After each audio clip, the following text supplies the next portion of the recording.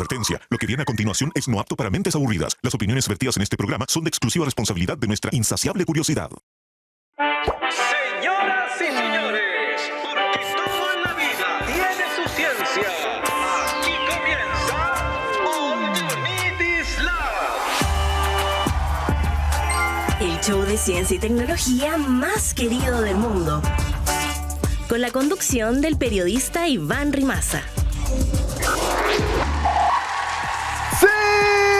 ¿Cómo están? Bienvenidos a una nueva edición completamente en vivo y en directo del You Need Is Love, un nuevo capítulo por la señal 50.1, televisión abierta de TV USACH y también completamente en vivo por Radio USACH, la 94.5 FM. ¿Cómo les va? ¿Cómo les baila? Como diría un antiguo pensador ya fallecido de nuestro país, un minuto de silencio por aquel, siempre lo hacemos al empezar este programa. Recuerda que no solamente nos sigues a través de las señales 50.1 televisión abierta y también la 94.5 Radio USACH en la región metropolitana, sino que también, si es que estás fuera de Santiago, puedes seguirnos gracias al cable. El servicio de Zapping y de Mundo Pacífico está disponible de Arica a Magallanes o donde sea que haya internet. Nos puedes seguir con Zapping desde tu celular. Puedes sintonizar de hecho la señal de TV USACH y donde sea que tú estés, cuando quieras, donde quieras y como quieras, puedes ver este programa completamente en vivo e en directo. Si no, están las repeticiones también de lunes a viernes 7:30 de la tarde, los fines de semana también tenemos repeticiones del programa para que lo veas en la tele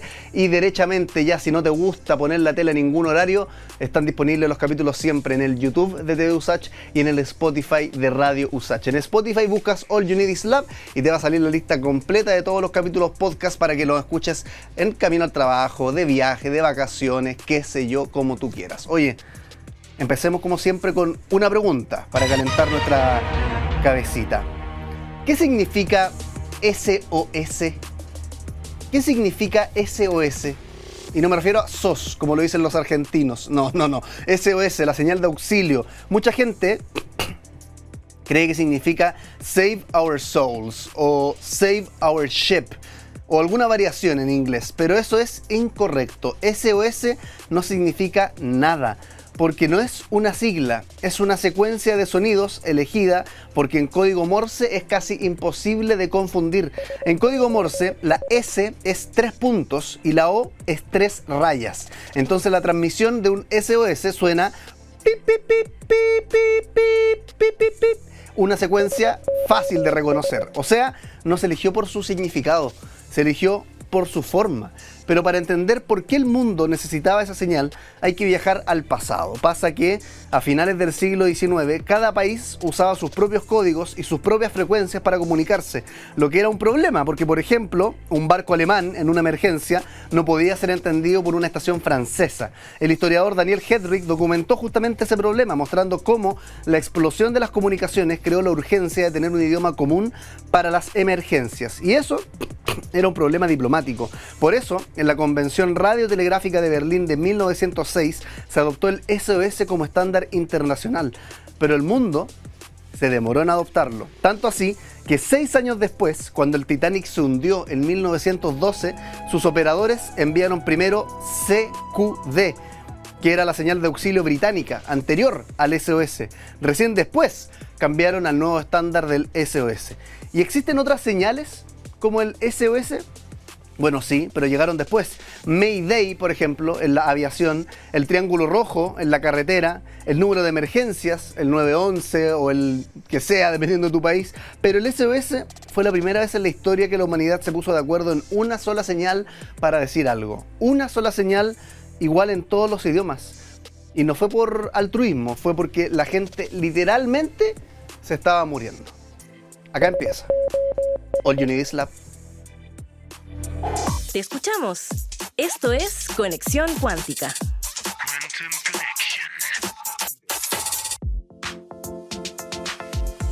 Redes sociales, tenemos varias de ellas, @Radio USACH, @TV USACH, @Diario USACH y @USACH Oficial. En cada una de esas coordenadas nos puedes encontrar con nuestros reels donde hacemos la respuesta más brillante a las preguntas más curiosas posibles. Por ejemplo, ¿la marihuana mata neuronas?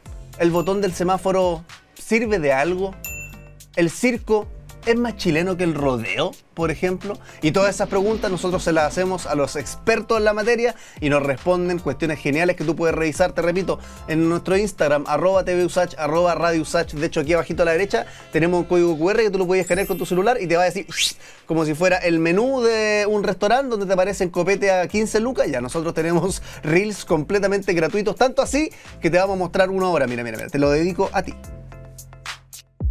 ¿A qué huele un agujero negro? Responde el experto.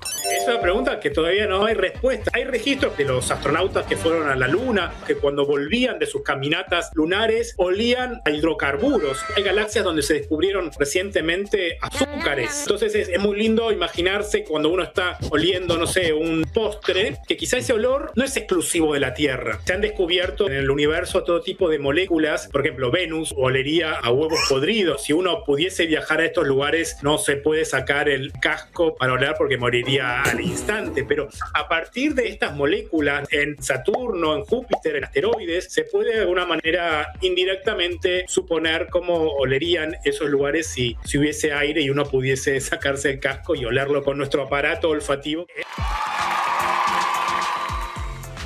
Bueno, una pregunta totalmente imaginaria al final porque jamás vamos a poder oler un agujero negro. De hecho, acá en el programa hemos aprendido que si nos acercamos lo suficiente a un agujero negro, empieza a ocurrir un fenómeno que se llama la espaguetificación.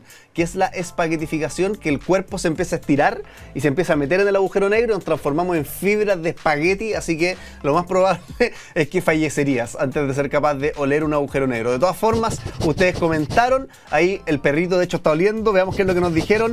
Handsome Devil escribió una carita sorprendida. Pablo Zúñiga TL la risa ahí en el programa, nos manda también sus sonrisas. @aglitch dice, depende de qué comieron el día anterior. Ah, claro. Dependiendo del agujero negro al que nos estemos refiriendo. Giovanni también dice, a nebulosa. ¿Han olido una nebulosa alguna vez? Yo nunca he olido una nebulosa, pero tampoco he olido un agujero negro. Así que, oye, le mandamos un saludo a Glitch, Giovanni, Handsome Devil y a Pablo Zúñiga que nos están escribiendo y se mueren de la risa algunos, otros se sorprenden con lo que nosotros hablamos. Como sea, seguimos con más All You Need Is Love. Y ahora, ¿quién podrá explicarnos?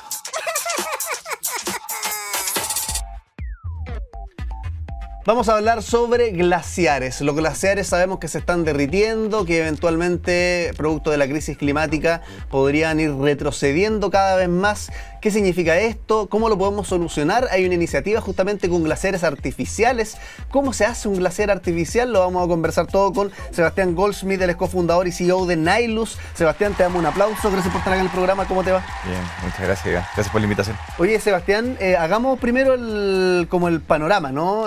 Estamos en medio de una sequía, estamos en medio de un problema de retroceso de glaciares.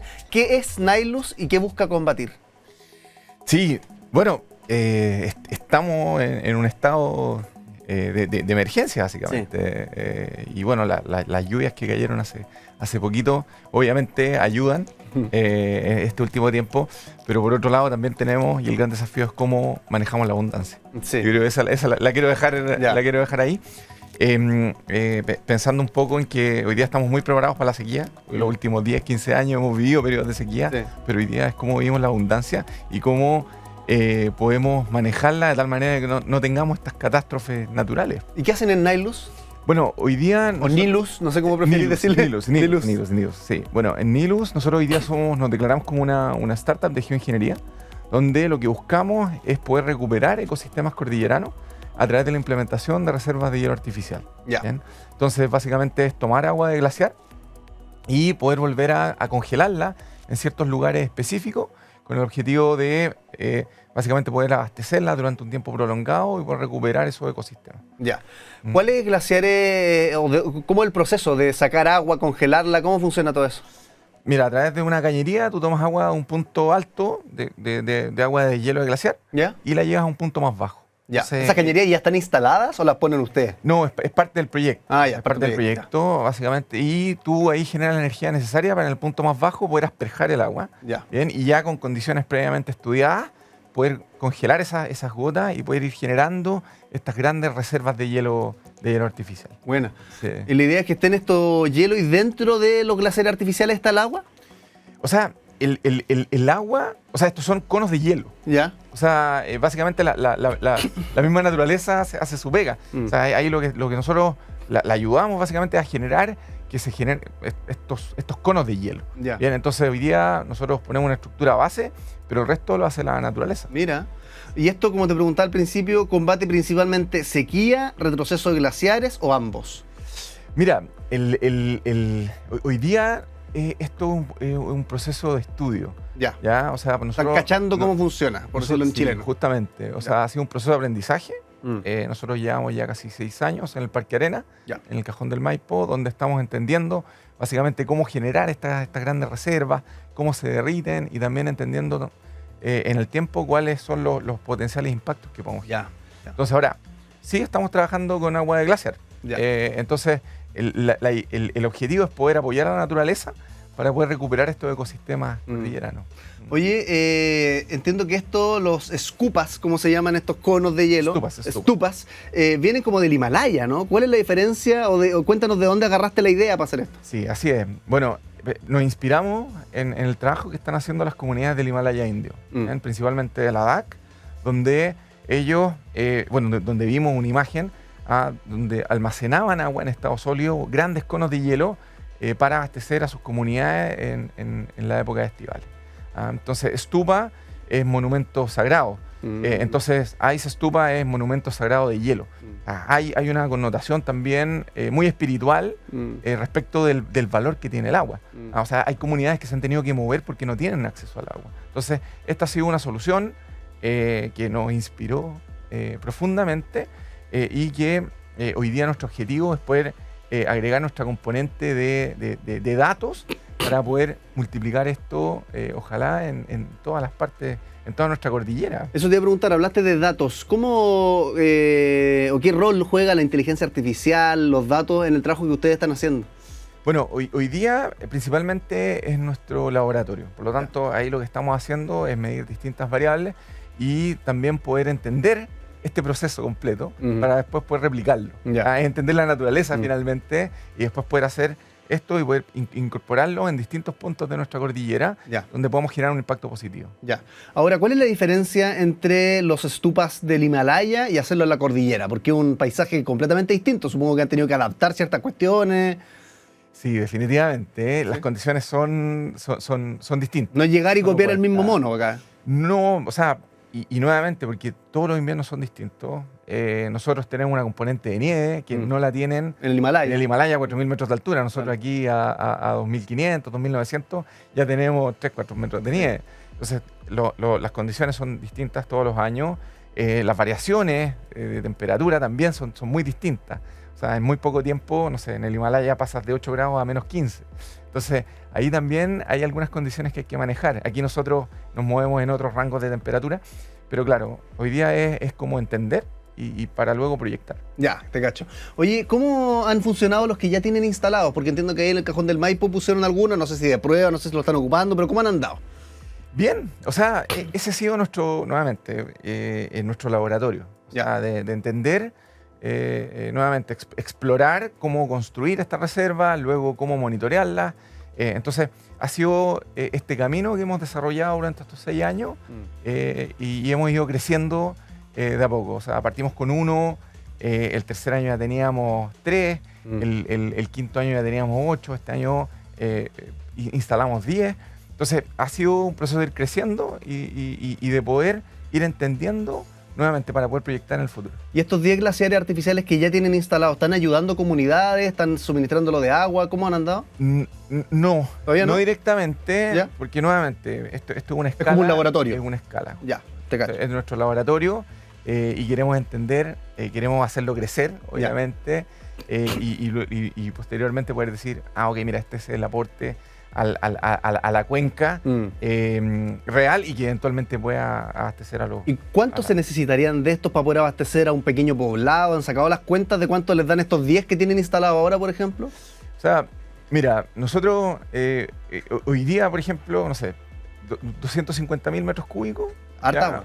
Sí, 200, o sea, estoy haciendo una relación, que es un poco lo que hemos hecho como historia.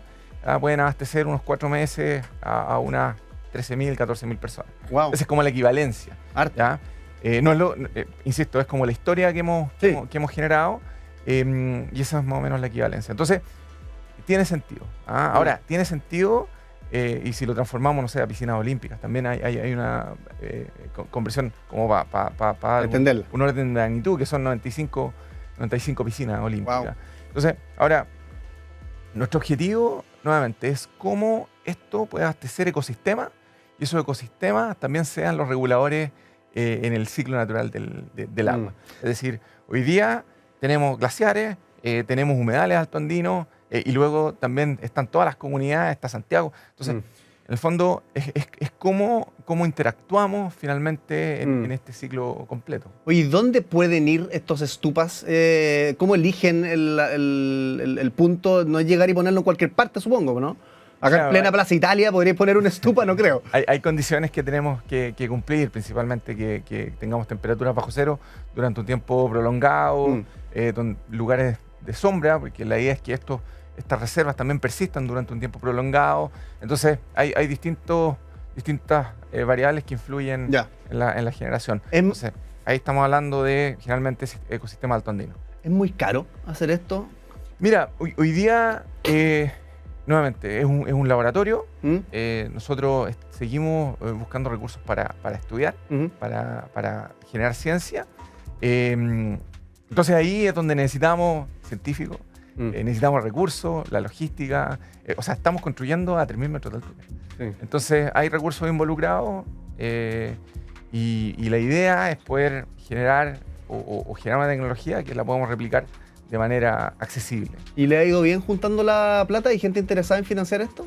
Mira, sí, hemos tenido muy buena recepción. Bien, tenemos distintos sponsors y partners, que bueno, hoy día está Coca-Cola, Copec, Anglo American, Orica. Bueno. Bien, está Corfo también, donde han apoyado este proyecto.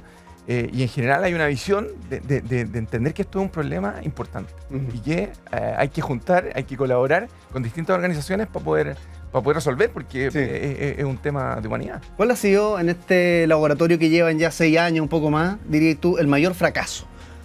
El mayor porrazo que se pegaron en estos 6 años que más aprendizaje les dejó. Bueno, quizás estaban recién partiendo y no sabían cómo se hacían las cuestiones. Tenemos son muchas anécdotas. Es que siempre la gente que tiene emprendimientos me dice, a través de los fracasos es que se aprende a hacer estas cuestiones muchas veces. A porrazo se aprende. Sí, yo veo que hemos tenido mucho aprendizaje, principalmente porque hemos ido aprendiendo también de la montaña. O sea, subestimar a la montaña podríamos decir que fue un error. Más que subestimarla, claro, o sea, no un error. Es como aprender de que bueno, es un lugar complejo, es un lugar donde hay que ir muy preparado, donde hay que entender las condiciones, hay que entender el lugar, el entorno. O sea, es un lugar donde tiene millones de años. Sí. Básicamente, todos los inviernos son distintos. Entonces, básicamente, claro, la confianza, yo creo que ese es como es lo que quizás siempre hay que cuestionar. Ya. Porque, insisto, todos los inviernos son distintos. Oye, ¿y qué tan escalable es esto? Supongamos que consiguen la plata, el financiamiento, estamos al otro lado, el laboratorio funciona. De acá a 5 años, ¿podrían haber parques de glaciares, por ejemplo? Ese es nuestro objetivo. ¿Sí? Sí. Es que de aquí a 3 años ya podamos empezar a escalar en distintos lugares de Chile. Ya. ¿Y cómo se vería eso? ¿Cómo sería? ¿Cuáles serían los desafíos? Mira, hoy día vemos la cordillera como lleno de agujas, como una acupuntura en la cordillera. Y básicamente poder tener literalmente estos parques de reservas de hielo. Entonces, como, no sé, no quiero decir la palabra agraciar todavía, porque eso es como el futuro, pero sí es como tener ecosistemas más verdes en la montaña. O sea, es reservas de hielo, pero muy importante como para qué. Ya, te cacho. ¿Bien? Oye, ¿te habrás dado cuenta, Sebastián? Tenemos preguntas fascinantes en este programa, pero también tenemos juegos. Como por ejemplo... ¡La ruleta! Mira, tenemos la ruleta ya sobre este escritorio. ¿De qué se trata la ruleta? Nadie gana, nadie pierde, no te asustes porque no te voy a preguntar acá por Donald Trump ni por cosas que no manejes. Todos los colores de esta ruleta se corresponden con preguntas que alguien le haría al jefe de Nilus Project. Entonces la idea es que tú puedas responder preguntas relacionadas con cómo se hacen los glaciares, cuáles son los desafíos. Entonces yo voy a girar esta ruleta y dependiendo del color en el que caiga, yo voy a hacerle la pregunta a la cámara. Entonces, si es que tú puedes responder esa pregunta, la responde lo más extenso que te parezca. ¿Te parece que giremos la ruleta? Sí. Girémosla entonces a la cuenta de 1, 2 y 3. Estamos conversando con Sebastián Goldschmidt, él es cofundador y CEO de Nilus. ¿Cómo se hacen estas reservas de hielo o glaciares artificiales? Veamos dónde se detiene la ruleta. Color rosado, fucsia, no sé qué color. ¿Cómo le diría ese color, Sebastián? Rosado. Rosado, ya. Color rosado para Sebastián Goldschmidt. Veamos qué pregunta se corresponde con el rosado para Sebastián Goldschmidt. ¿Cómo se fabrica un glaciar? Responde el experto. ¿Cómo se fabrica un glaciar? Bueno, tienen que pasar millones de años para que se pueda generar un glaciar. Al final tiene mucho que ver con la densidad. Hoy día, y aquí hago el símil con lo que estamos haciendo, hoy día estamos haciendo reservas de hielo. Sí. Pero ¿qué pasa si pensamos esto aquí hacia el futuro? Y que parte de esas reservas no se derritan y podamos empezar a hacer hielo sobre hielo. Entonces finalmente tiene que ver con la estructura, tiene que ver con la densidad. Bien, entonces generar hielo sobre hielo durante millones de años. Oye, y tú al principio decías que también en este laboratorio que tienen han estado viendo los posibles impactos que pueda tener en el medio ambiente, etcétera. ¿Qué impactos medioambientales podría tener y cómo se mitigan? Porque mal que mal igual es ser humano interviniendo en la naturaleza, entonces algún impacto tiene que tener por menor que sea. Sí, mira, nosotros hoy día, de alguna manera, estamos habilitando el dejar agua en un lugar donde antes, donde estaba hace muchos años atrás. ¿Bien? Entonces ahora, parte de lo que nosotros instalamos son cañerías, son algunas estructuras, pero tratamos de minimizar lo que nosotros hacemos en el lugar. ¿Bien? Entonces el futuro es, ok, ¿cómo cambiamos esos materiales? Quizás por materiales que puedan ser parte de la naturaleza. Yo creo que ese es el gran desafío. O sea, no dejar ahí el pedazo plástico, sino que sea algo que se pueda integrar y que puede quedar ahí para siempre. Sí. Te cacho. ¿Y cómo sería eso? ¿Qué es que están evaluando ideas? Mira, todavía son cosas muy iniciales, pero en el fondo con material del mismo lugar, eventualmente cómo tú puedes generar algo distinto. O una cañería, por ejemplo. Buena. O estructura. Bien, entonces y de hecho ayer estábamos con una visita de la Universidad de Ohio, del departamento del área de arquitectura y medio ambiente. Y ahí también dejamos el desafío planteado. ¿Cómo se podría hacer? Busquemos ideas. Sí, definitivamente. Oye, acá hay una pregunta que alguien se haría. ¿Estamos salvando glaciares o estamos aceptando que tenemos que fabricarlo ya? Porque están como las dos miradas, ¿no? Sí. ¿Esto va a poder salvar glaciares eventualmente? Tú dijiste, no quiero ocupar la palabra glaciar todavía. Claro, como lo que nosotros hoy día estamos haciendo. Sí. Pero sí estamos usando agua de glaciar. Ya. Entonces, ¿estamos salvando con estos glaciares o nos estamos un poco rindiendo y decir, no, ya no los podemos salvar, ahora hay que construir los glaciares? Mira, nosotros, al final es como le damos más tiempo también a esa agua en la montaña, en la cordillera. Porque hoy día, bueno, uno de los objetivos es, no sé, el glaciar hoy día está a 3.200, nosotros estamos metros sobre el nivel del mar, nosotros estamos construyendo a 2.900 metros sobre el nivel del mar. Entonces, estamos tomando esa agua y la estamos conservando un poco más abajo. Pero ¿qué pasa si estas reservas las podemos generar más arriba y podemos generar un impacto positivo en ese ecosistema? O sea, aquí también hay una mirada de largo plazo donde lo que nosotros buscamos es preservar. ¿Ya?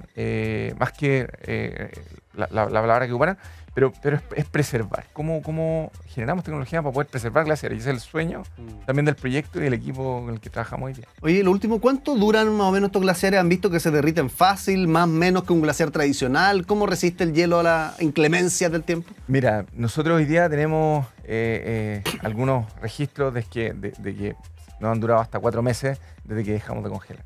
Bien, o sea, hemos llegado hasta mediados de enero.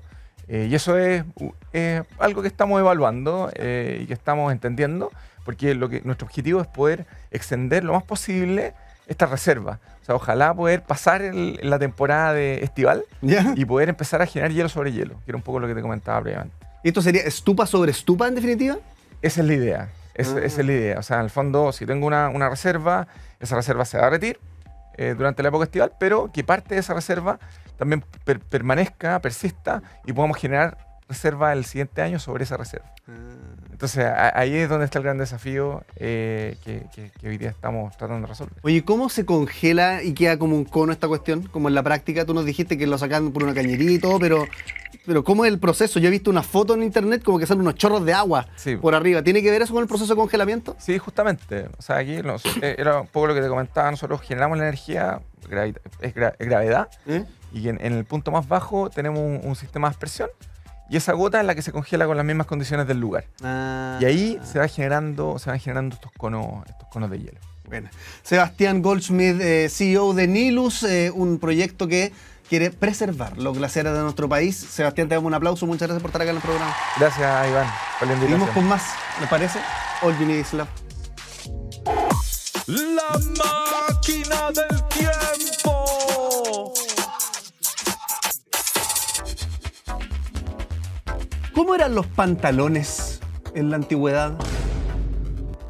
¿Cómo eran los pantalones en la antigüedad? Los pantalones más antiguos conocidos fueron encontrados en el cementerio de Yangyai, en la cuenca del Tarim, en el actual noroeste de China. Estos restos fueron hallados en tumbas pertenecientes a la cultura Subeishi y mediante datación por radiocarbono se estableció que tienen aproximadamente entre 3.000 y 3.200 años de antigüedad, correspondientes a un periodo entre los siglos XIII y X antes de Cristo. La prenda estaba confeccionada principalmente con lana y tenía dos piernas rectas unidas por una pieza amplia en la entrepierna. Y esta estructura, dicen los que lo descubrieron, permitía montar a caballo con mayor comodidad, caminar largas distancias y reducir el roce entre las piernas. A diferencia de los pantalones modernos, no se fabricaba necesariamente a partir de una sola pieza de tela, sino mediante la unión de varias secciones tejidas. De hecho, los investigadores creen que estos pantalones fueron diseñados especialmente para jinetes y guerreros,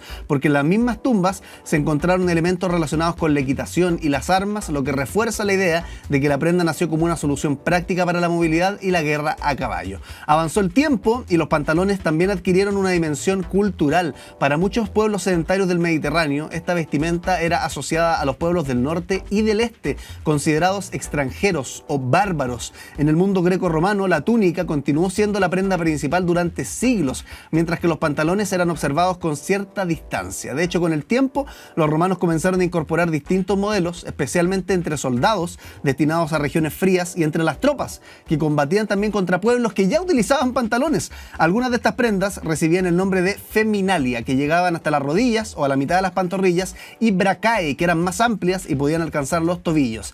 Representaciones en relieves, como los de la columna de Trajano, muestran a soldados y pueblos de Europa Oriental utilizando prendas divididas para cubrir las piernas. Bueno, siguió avanzando el tiempo y hoy los pantalones son una de las prendas más utilizadas en el mundo y existen en una enorme variedad de formas, materiales y funciones. Se fabrican con algodón, mezclilla, lana, fibras sintéticas, telas deportivas, materiales impermeables. Pueden utilizarse para trabajar, para practicar deportes, para protegerse del frío o expresar incluso una identidad personal y cultural. Aunque los pantalones modernos ahora incluyen cierres, botones, bolsillos, a diferencia de la antigüedad, ¿no? Costuras industriales, diseños especializados, mantienen el principio fundamental de sus antecesores: dividir la prenda en dos secciones para cubrir cada pierna y permitir mayor libertad de movimiento. Mira cómo han evolucionado los pantalones desde los pueblos nómades hasta Roma y llegando a la actualidad, pero siempre para taparnos las piernas. Nos despedimos un ratito y volvemos con más All You Need Is Love. Hagamos la corta. Ciencia al paso.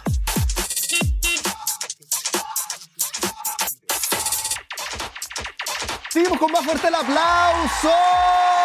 Hoy vamos a hablar sobre daño renal. Investigadores del Hospital Clínico de la Universidad de Chile identificaron la hormona FGF23 como un posible biomarcador temprano del daño renal agudo, un hallazgo que permitiría detectar esta complicación pocas horas después de una cirugía y antes de que el deterioro de la función del riñón sea evidente, según un estudio realizado por especialistas de los servicios de nefrología y anestesia y publicado en la revista científica Scientific Reports. La investigación investigación se concentró en pacientes sometidos a nefrectomías parciales, procedimiento en el que se extirpa una parte del riñón generalmente debido a la presencia de tumores, mientras los cirujanos intentan conservar la mayor cantidad posible de tejido funcional, aunque para realizar esta intervención deben interrumpir temporalmente el flujo sanguíneo del órgano, situación que puede provocar daño renal agudo en cerca del 39% de los casos. Para detectar esta complicación, hasta ahora se ha utilizado principalmente la medición de creatinina en la sangre,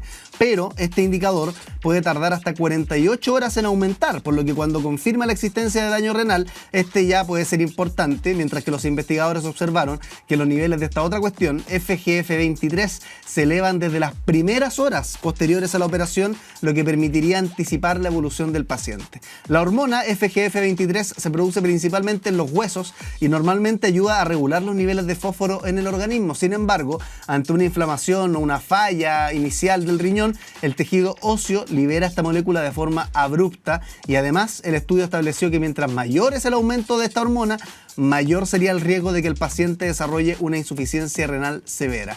¿Qué hay por delante? Bueno, el próximo paso va a ser ampliar la cantidad de pacientes estudiados y realizar investigaciones en otros centros de salud del país para poder establecer valores de referencia que permitan definir cuándo activar una alerta médica, ya que una detección temprana podría ayudar a evitar medicamentos que dañen los riñones o iniciar terapias de apoyo antes de que la lesión sea irreversible. Aunque, ojo, todavía se requieren nuevos análisis antes de incorporar este biomarcador de manera generalizada. ¿Qué tal? Investigadores identificaron entonces este biomarcador, una hormona que podría anticipar el daño renal agudo. Investigadores del Hospital Clínico de la Universidad de Chile. Así que investigación local más encima. Felicitaciones para ellos. Nosotros seguimos con más All You Need Is Lab. El que sabe, sabe. Y el que no conduce. Vamos a hablar sobre la Patagonia. ¿Qué es lo que nos esconde la Patagonia? Secretos preciosos. ¿Está en peligro también la Patagonia? ¿Cuál es la historia de la Patagonia y cómo se la contamos todo esto a niños, niñas y adolescentes? Bueno, vamos a hablar sobre esto con Olaya Sanfuentes, profesora de la Católica, también autora de Patagonia. Olaya, ¿cómo estás? Te mandamos un aplauso a la distancia. Gracias por conectarte a esta entrevista. Hola Iván, muchas gracias, me encanta el nombre del programa, así que muchas gracias por invitarme y hacerme parte. Oye Olaya, partamos haciendo la pregunta de por qué, ¿no? ¿Por qué escribir un libro de la Patagonia en tu caso? ¿Qué es lo que lo motivó? Bueno, hay razones personales y razones profesionales. Ya. Personales, mi padre murió en la Patagonia y entonces yo sentí que hasta que no la conociera bien, no iba a llenar esa brecha que tenía para entender también qué es lo que había pasado.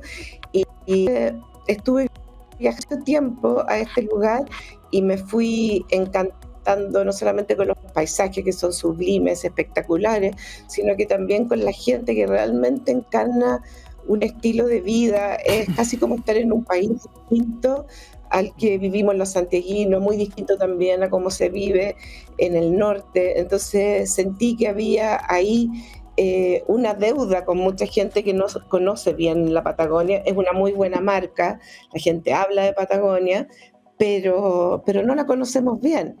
Y también el interés de mostrar que la Patagonia no solamente es chilena, sino que también argentina. Entonces, en este mundo que lo único que quieren es ver fronteras, zanjas y límites, también mostrar que compartimos con Argentina en términos históricos, pero también en términos culturales y operacionales hasta el día de hoy. Los gauchos de Argentina, los gauchos de la Patagonia tienen una forma de vida muy parecida, se vinculan a través del comercio, de ferias, de actividades. Entonces, bueno, todas esas razones.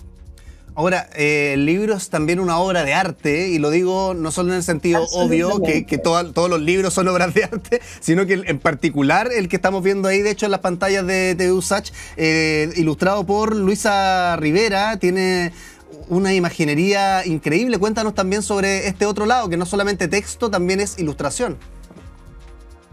Bueno, esto es un objeto, como dices tú, es un objeto artístico, o sea, si tú tocas la portada te vas a dar cuenta que tiene una textura muy bonita, el color de las hojas, pero sobre todo la visualidad que proporciona Luisa Rivera, que es una ilustradora chilena, pero famosa mundialmente. Ella es realmente una de las ilustradoras jóvenes que existen hoy en día, entonces me siento muy honrada y muy agradecida que ella haya querido participar de este proyecto. Y como ustedes van a ir viendo, ella no solamente va dibujando, ilustrando, coloreando los aspectos específicos que nosotros queremos ir relevando, sino que también tiene una forma de página que es muy envolvente y que para mí era muy importante, porque si tú vas a Patagonia, a ti te llama mucho la atención el paisaje, los horizontes grandes, cosas que son muy espectaculares, los glaciares, los fiordos. Entonces tenía que se entendiera tanto la cosa micro como la cosa y pudiera combinarla en la magistral forma que lo hace ella en este libro. Oye, Olaya, uno de los capítulos del libro Patagonia tiene que ver con quiénes la habitan y me gustaría partir profundizando por ahí. ¿Quiénes habitaron en el pasado esta Patagonia y cuánto de esos pueblos queda todavía? Hablas de los Selknam, hablas de los Yaganes y hablas de los Aunikenk. Y claro, entonces muchos de estos pueblos eran los pueblos que estaban ahí desde siempre. Algunos de ellos fueron avistados en el siglo XVI por Hernando de Magallanes, cuando cruza el estrecho de Magallanes y ve tanto al norte como al sur a los fueguinos, pero después van teniendo algunos contactos esporádicos con algunos europeos, y cada uno de estos pueblos tienen características muy, muy ricas, muy especiales. Unos eran muy buenos canoeros para poder surcar los fiordos de la Patagonia, otros eran muy buenos cazadores para poder cazar los ñandú y los guanacos de las estepas. Uno, por ejemplo, los tehuelches manejaban muy bien las boleadoras, entonces se fueron adaptando muy bien a este clima bastante hostil y fueron desarrollando una cultura bastante rica y específica para sus necesidades. Y bueno, con la ayuda del europeo, con la colón, muchas de estas culturas se fueron extinguiendo. Muchas iniciativas misioneras lo que hacían era hacinarlos en algunos lugares y ellos estaban acostumbrados a las grandes extensiones. Algo parecido también ocurre con las haciendas, que si bien algunas fueron amistosas, algunas hacenderas, otras la verdad que no los trataron muy bien.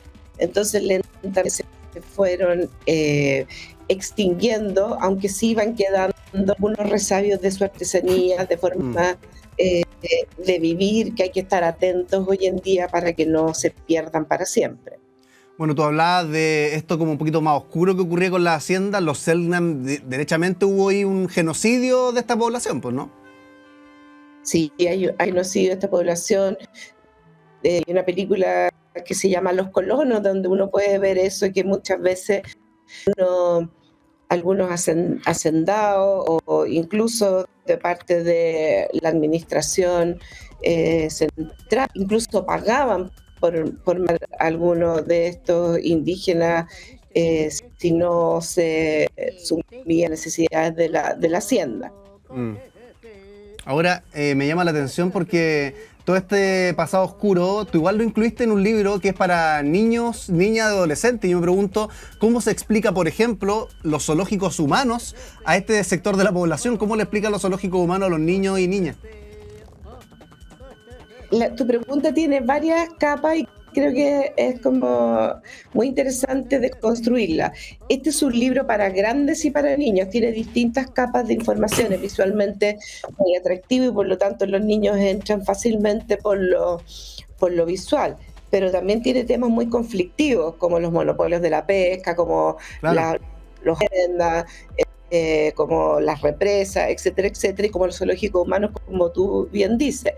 Pero por otro lado, yo creo que no hay que temerle a la capacidad de los niños para entender la realidad e incluso la realidad cruda desde muy pequeños, sí, muchas veces mediados por los adultos. Si tú piensas en los libros infantiles que leímos nosotros, en que el lobo se comía la Caperucita Roja, que la madrastra de Hansel y Gretel quería meter a Hansel y Gretel adentro de un no. Yo creo que estas historias y estos cuentos siempre reflejan la realidad, y hay que ir a los niños para que vayan con una historia. No es una historia solamente de hadas, sino que también tiene cosas reales de las cuales tienen que aprender para que esas cosas no vuelvan a suceder, o para que entiendan cuál es el contexto que las gestó. ¿Y qué eran los zoológicos humanos, Olaya? Que hubo acá en Chile zoológicos humanos, entiendo yo. No en Chile, son pueblos, indígenas chilenos, para llevarlos a Europa y mostrarlos dentro de ferias. Entonces, por ejemplo, a Fueguino se llevaron incluso. Eso ocurrió en el siglo XIX y también en el siglo XX. Entonces, con todo este espíritu que hay en el siglo XIX y XX, universales que se dan para mostrar en cada país, industria, los productos naturales, todos los recursos, etcétera, etcétera. También muchas de estas mostraban a los imperios, y los imperios como también tenían dentro de su jurisdicción este tipo de personas que eran como animales. Y en estos zoológicos humanos vio que llevaban a estas personas, muchos morían en el camino, otros morían porque no tenían inmunidad para las enfermedades, pero nadie se preocupó de traerlos de vuelta. Entonces los huesos de todas estas personas, los restos de todas estas personas no están en la Patagonia, sino que terminan en Europa, en museos, hoy en día en Suiza, en Francia. Hay estudiosos que han estudiado eso, por ejemplo, Christian Baez, que incluso no solamente lo ha estudiado, también ha hecho las gestiones para repatriar algunos de estos huesos y devolverlos a los pueblos originarios. Oye, Olaya, buena pregunta, Iván. Cortito, te quería interrumpir, y perdón que corte el flujo de esta entrevista, pero es que te empezaste a escuchar un poquitito entrecortado. Entonces, para escucharte bien, vamos a hacer lo siguiente: mantente en la videollamada conectada, no te desconectes, pero te vamos a llamar por WhatsApp, cosa de que te escuchemos mejor, ¿te parece? Entonces quédate ahí conectada y te vamos a llamar por WhatsApp mientras hablamos con Olaya Sanfuentes, profesora de la Universidad Católica, autora de Patagonia, un libro, como ella bien decía, para grandes y chicos, pero donde tenemos de todo un poco. O sea, habla de zoológicos humanos, dinosaurios, megafauna, Charles Darwin, Robert Fitzroy y tanto más. Un libro de verdad hermoso, lo tengo acá, lo estoy leyendo en el computador, y tiene unas ilustraciones preciosas, y no solamente te enseña sobre la geografía, la naturaleza de la Patagonia, que por cierto es un lugar increíblemente remoto, sino que también por el tamaño, la población de esta zona, el clima de este lugar, las estaciones del año. ¿Sabías tú que la Patagonia es considerado un lugar increíblemente remoto? Se encuentra en el extremo sur de América del Sur, abarcando partes de Chile y Argentina, y tiene un clima frío durante gran parte del año, con temperaturas que pueden bajar mucho en invierno, incluso por debajo de los 0 grados, y al ubicarse cerca del círculo polar antártico, durante el verano, de diciembre a febrero, los días son larguísimos. No sé si te ha tocado ir de vacaciones a Punta Arenas, Puerto Williams o las Torres del Paine, Puerto Natales. Los días son muy largos y pueden durar hasta 20 horas. Amanece muy temprano y se oscurece muy muy tarde. Bueno, excluyendo la Antártica, el lugar más austral del planeta es el Cabo de Hornos, ubicado justamente en la isla Hornos, en el extremo sur de Chile. Olaya Sanfuentes, ahora sí te escuchamos bien. Yo quería seguir hablando sobre el hoy. ¿Cómo es la vida en la ciudad, las costumbres? ¿Qué es lo que destacas tú en el libro sobre las costumbres actuales que tiene la Patagonia? Voy a contar una anécdota muy bonita, pero tenemos unos amigos allá que son unos gauchos, y les regalé entonces el libro de la Patagonia, y me dice: pero Olaya, ¿por qué a usted le interesan estas cosas que hacemos nosotros? Entonces hay una sensación de que ellos tienen una cultura muy específica, muy especial, y que es parte de su identidad, y eso pasa por cosas como las carreras a la chilena, los asados al palo, el juntarse en familia a tomar mate alrededor de una cocina a leña, pero también el recorrer grandes extensiones, como que la gente no se amilana cuando dice, ay, es que voy a ir de un lugar a otro y hay 500 kilómetros de distancia.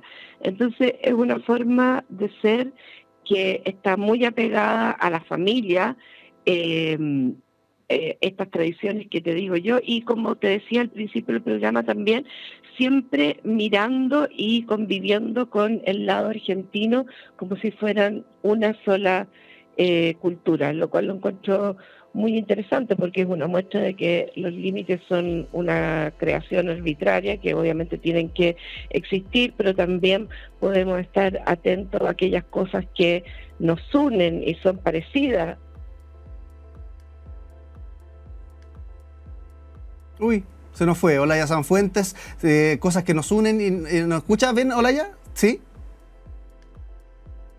No nos escucha. Olaya nos estaba contando sobre estas cosas que nos unen y cómo cuando le regaló este libro al gaucho, el gaucho le decía, oye, ¿qué le importa a usted lo que estamos haciendo? Qué bonita anécdota, porque de hecho una de las cuestiones propias de la Patagonia tiene que ver con la ganadería y el trabajo que hay en las estancias. La ganadería es una actividad súper importante y tradicional, principalmente se crían ahí ovejas y en menor cantidad ganado bovino, vacas. En el siglo XIX la Patagonia se convirtió en una de las regiones más importantes del mundo para la cría de ovejas. Y de hecho, para criar ovejas, el gobierno chileno otorgó tierras a algunas personas en el siglo XIX, quienes construyeron grandes estancias. En estas había galpones donde esquilaban, es decir, le cortaban la lana a las ovejas, almacenes para guardar la lana y la grasa y casas para el administrador, el capataz y los trabajadores. La lana, la carne y la manteca de las ovejas se transportaban en carretas y camiones hasta los puertos desde donde se enviaban a Europa. Estaba contándole a la gente, Olaya, sobre las estancias. Uno cuando va de vacaciones a la Patagonia está lleno de estas cuestiones. ¿Qué rol cumplían o qué rol siguen cumpliendo las estancias en la Patagonia? Bueno, las estancias son una parte importante de la producción, o sea, es de las cosas que más hay en la Patagonia, pero yo lo pongo solamente como una de las actividades económicas, porque la verdad es que hoy en día hay muchas otras. O sea, se hizo muy conocida la Patagonia en el siglo XIX, principio del siglo XX, por las estancias, porque esto trajo mucha riqueza, pero también hubo una acumulación de la riqueza en pocas personas.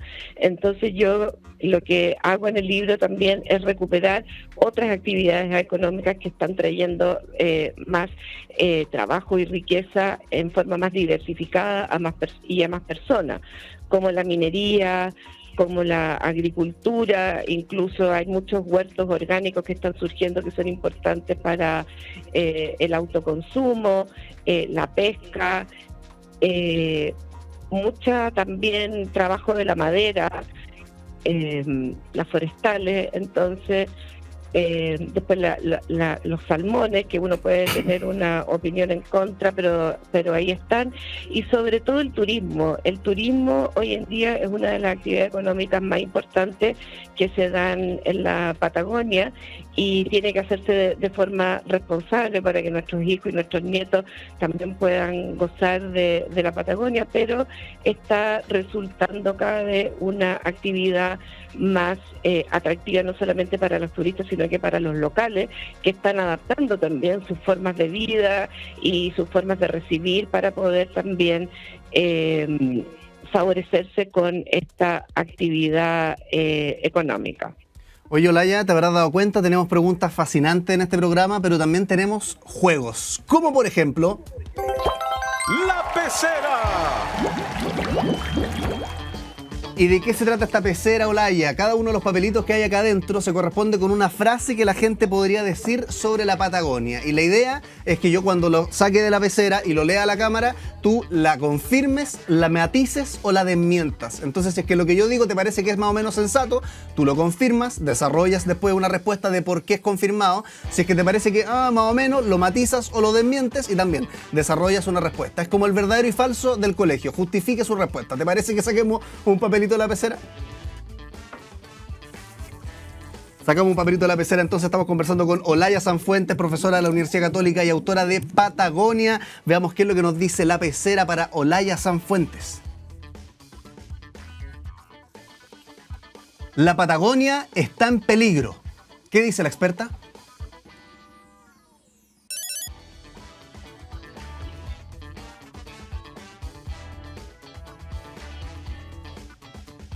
Ay, se nos fue el sonido de Olaya Sanfuentes. Vamos a tratar de recuperarlo porque justo ahí en la respuesta de la Patagonia está en peligro. Falló, me avisan ahí cuando esté de vuelta para que nos explique, porque de hecho uno de los temas que aborda en el libro es justamente la Patagonia en conflicto, las distintas amenazas a las que está sujeta, no solamente el territorio y el turismo, sino que también la ecología, ballenas, delfines que habitan esta zona. Es increíble la Patagonia, pero también increíble cómo la hemos estado amenazando nosotros mismos.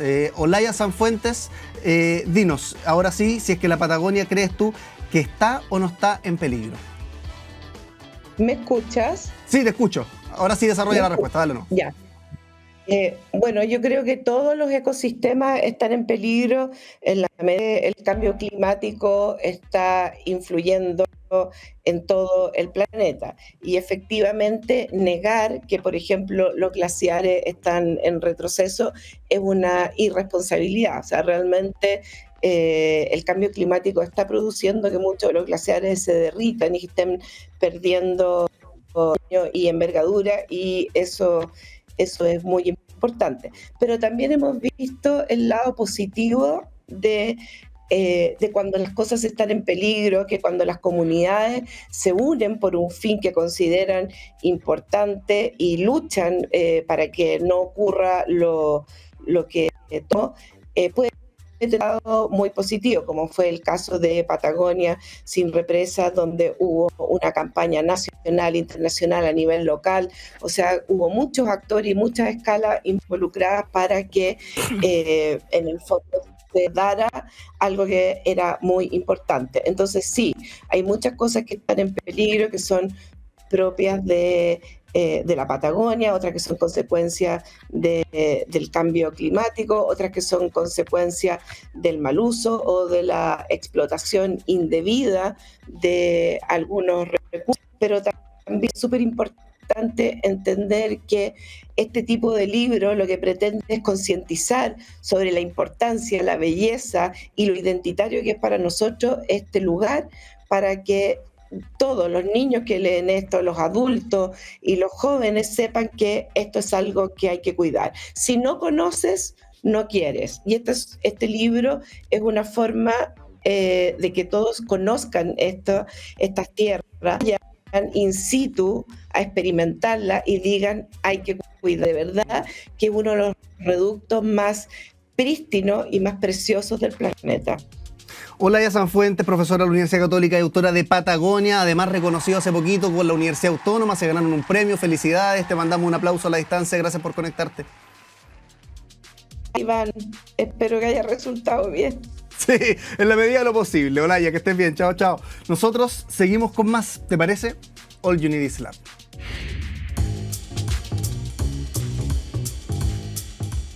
Ay, ay, ay, hablamos de todo, pero tú sabes que nosotros nos encontramos de lunes a viernes de 11 de la mañana al mediodía, completamente en vivo e en directo por TV USACH y por Radio USACH. Hasta pronto. Chao, chao.